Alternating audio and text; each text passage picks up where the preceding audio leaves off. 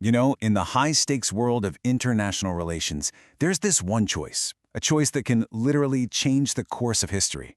It's something leaders have faced forever, and Joseph F. Zimmerman's work really helps us unpack it. The question is, do you go for peace through negotiation, or do you chase victory through war? That's what we're going to dive into. Okay, just picture this for a second. You've got two leaders staring each other down. The weight of their entire nations is resting on their shoulders, right? Every single word, every tiny gesture, it could mean lasting peace, or it could mean a totally devastating war. So what goes into a decision that huge? Is it all just cold, hard logic? Is it emotion, or is it something else entirely? Well, that's exactly what we're here to figure out. All right, so let's really break this down. The best way to think about this critical moment is like a fork in the road. Seriously, one path is diplomacy. It's paved with tough talks and compromises. The other path? That's war, and it is full of risk and total uncertainty. Now, from way back here, the choice might seem obvious, right? But when you're the one standing at that fork, believe me, it is anything but simple. So, before we can really get into the why of the decision, we've got to understand what these two paths even are. I mean, what are we really talking about when we say diplomacy versus warfare? Let's get specific. So, right here, you can see the fundamental split. A negotiated settlement, that's all about teamwork, really. It's built on dialogue and compromise, on this idea that you can find a solution that works for everyone. You're looking for common ground. War is the complete opposite. It's a zero-sum game. It's about using force to get what you want, to make the other side bend to your will. The end goal? Total military victory. No compromises. And inside that world of diplomacy, there's this really powerful tool called arbitration. Now, this isn't just your standard negotiation. Think of it like bringing in a neutral judge, someone who listens to both sides of the argument and then makes a final decision that everyone has to stick to. It's binding. For countries that are just stuck, totally at a stalemate, this can be the off-ramp they desperately need to avoid going to war. Okay, so we've got our two paths defined. We know what they are, but how does a leader actually choose which one to go down? This is where we get to what Zimmerman calls the diplomat's calculus. It's basically a framework for weighing the enormous costs against the potential benefits of each choice. And this is a really critical point from Zimmerman's work. We tend to think of war as this passionate thing, right? Something born out of anger or pride or fear. But the reality? It's often much, much colder than that. It's a calculation, a tough cost-benefit analysis where leaders are juggling a ton of complex variables to figure out what's best for their nation. And this chart, this really lays out that calculation in black and white. You can see the trade-offs immediately, can't you? Diplomacy might be cheaper, in money and lives, but man, it can be slow. And you risk looking weak on the world stage. War, on the other hand, it might seem like a quick fix, but the cost is astronomical in both blood and treasure.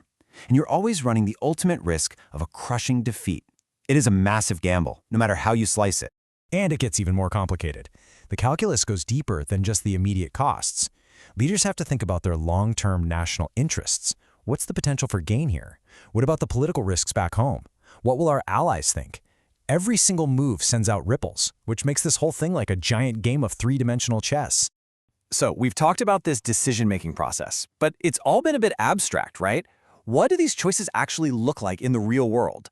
Let's step away from the calculus for a minute and look at the real price of these paths, a price measured in dollars and, more importantly, in human lives. $2.1 trillion. Just let that number sink in for a second. That's an estimate for the economic cost of just one major conflict in our time. It's a number that's almost impossible to really wrap your head around. And it's not just tanks and planes. We're talking about destroyed cities, lost economic growth, and a mountain of debt that our kids and grandkids will be paying off. But the real cost of war? It can't be counted in dollars. And this quote from Zimmerman's analysis just hits so hard. The most enduring wounds are the ones you can't see. The trauma, the broken communities, the hate that gets passed down from one generation to the next. Those are the invisible scars that last long, long after the fighting stops. And it's so important to remember that peace isn't free either. The path of diplomacy has its own price tag. It's paid in things like time, patience, and compromise. And honestly, in a world that always wants a quick solution, those can be just as rare and valuable as soldiers or money. Okay, so we've been focused on the decision itself and the immediate costs. But the impact of this choice, it stretches way, way beyond that moment. It creates these ripples that shape the future for generations to come. Let's take a look at that enduring aftermath. This timeline here gives you a little glimpse of how those consequences unfold. The first year, you get an immediate outcome. A victory is declared or a treaty gets signed. But that's just the very beginning. Fast forward 5 years, and the economic reality starts to bite. Either recovery or continued struggle. 10 years down the line, the whole geopolitical map has shifted. New friends, new enemies. And then, a whole generation later, 25 years on, you see the true legacy of that one choice. A region living in either lasting stability or one that's still stuck in a cycle of conflict. So, after all of this, what are the big things to remember? First, the choice between war and peace is a super complex calculation, not just some gut reaction.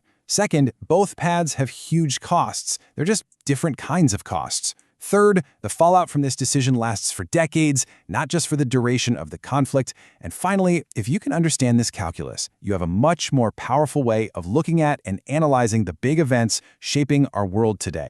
And that really brings us to one last crucial question. In our world today, with all these new threats that don't care about borders, I'm talking about cyber attacks, climate change, global pandemics, is this old choice, this binary of just diplomacy or war, is it even enough anymore? As we look to the future, are the leaders of tomorrow going to have to find a totally new path at that critical fork in the road? That's something for all of us to think about.